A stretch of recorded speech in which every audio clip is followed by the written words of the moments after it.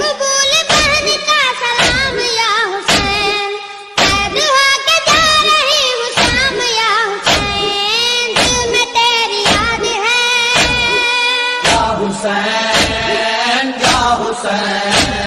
اعوذ باللہ من الشیطان الرجیم، بسم اللہ الرحمن الرحیم۔ السلام علیکم ورحمۃ اللہ وبرکاتہ۔ واقعہ کربلا۔ محرم الحرام، فرسٹ محرم سے اسلامک نیو ایئر شروع ہوتا ہے۔ الحمدللہ ہم 1444 ہجری میں داخل ہو چکے ہیں۔ سن 61 ہجری میں کربلا کا واقعہ پیش آیا۔ حضور اکرم صلی اللہ علیہ وسلم کے چہیتے نواسے شہید اعظم حضرت سیدنا امام حسین علیہ السلام نے کربلا کے میدان عراق میں اپنے خاندان کے 72 لوگوں کے ساتھ اسلام دشمن یزید کے خلاف مسلسل 3 محرم سے 10 محرم تک جنگ ہوئی، اور امام حسین علیہ السلام اپنے خاندان کے ساتھ نانا جان محمد رسول اللہ صلی اللہ علیہ وسلم کے دین اور اسلام کو بچانے کے لیے اپنی شہادت کو پیش کر دیا اور دین کے لیے اپنا سر کٹا دیا، لیکن یزید کے ہاتھ پر بیعت نہیں کی۔ اس طرح دین و اسلام پر امام حسین علیہ السلام کا اور شہدائے کربلا کا احسان عظیم ہے، جن کی شہادت سے اسلام زندہ ہے اور اسلام باقی ہے۔ امام عالی مقام حضرت حسین علیہ السلام اور شہدائے کربلا کی خدمت میں سلطان ہند الولی خواجہ معین الدین چشتی اجمیری غریب نواز رحمۃ اللہ علیہ نے فرمایا: شاہ است حسین، بادشاہ است حسین، دین است حسین، دین پناہ است حسین، سردات ندات در دست یزید، حقہ کے بنا لا الہ الا اللہ است حسین۔ شہدائے کربلا کی خدمت میں ہم سب لاکھوں درود و سلام پیش کرتے ہیں۔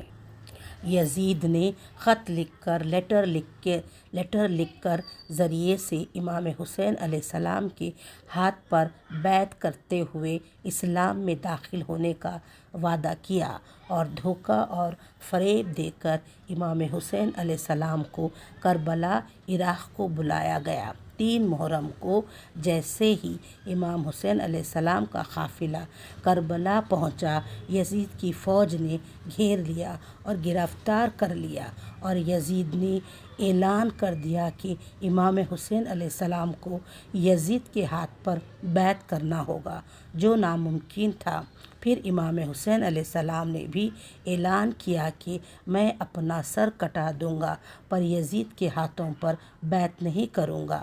اسی اعلان کے ساتھ یزید نے کھانا اور پانی بند کر دیا اور اپنا ظلم و ستم کرنا شروع کر دیا۔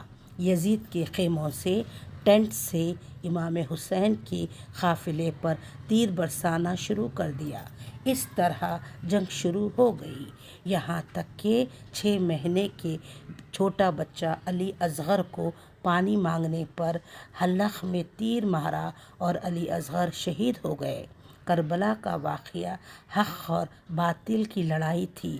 امام حسین 10 محرم نماز عصر کے سجدے میں شہید ہو گئے اور دین و اسلام کو قیامت تک بچا لیا۔ ہم سب جانتے ہیں کہ محرم الحرام ایک حرمت والا اور عظمت والا مہینہ ہے۔ ہمیں 10 محرم عاشورے کے دن کیا کرنا چاہیے؟ کیا کرنا چاہیے؟ آئیے جانیں گے۔ پہلا کام، روزہ رکھنا چاہیے۔ 9 اور 10 محرم یا 10 اور 11 محرم یا صرف 10 محرم کے دن روزہ رکھنا ہے۔ 10 محرم کے روزے کی فضیلت یہ ہے کہ ہمیں 1 سال کے صغیرہ گناہ معاف کیے جاتے ہیں۔ سیکنڈلی، دوسرا کام، 10 محرم کے دن گناہ کی توبہ کی قبولیت کا دن ہے۔ ہمیں کثرت سے استغفار کرے، درود شریف پڑھے اور گناہ کی توبہ کرے۔ انشاءاللہ ہم سب کے گناہ اللہ رب العزت معاف کرے گا، آمین۔ تیسرا کام، ہمیں کیا کرنا چاہیے؟ 10 محرم کے دن ہمارے دسترخوان کو وسیع کرنا ہے، لوگوں کو افطاری کرائے اور کھانا کھلائے، ڈنر کروائے۔ ایسا کرنے سے سال بھر ہمارے رزق میں اضافہ ہوگا اور برکت ہوگی۔ ہمیں چاہیے صدقہ بھی دینا ہے۔ میں ان دی اینڈ آپ سب سے اپیل کرتی ہوں کہ اپنے بچوں کو کربلا کی ہسٹری اور اسلامک ہسٹری سے واقف کروائے تاکہ new generation Islamic knowledge acquire کر سکے۔